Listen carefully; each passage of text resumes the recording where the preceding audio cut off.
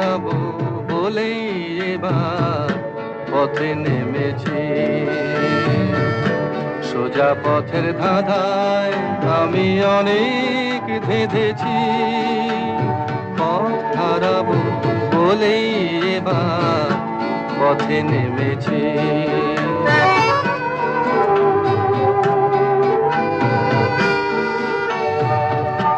নিষেধের পাহারাতে ছিলেম রেখে ঢেকে, সে কখন গেছে ফিরে আমায় ডেকে ডেকে।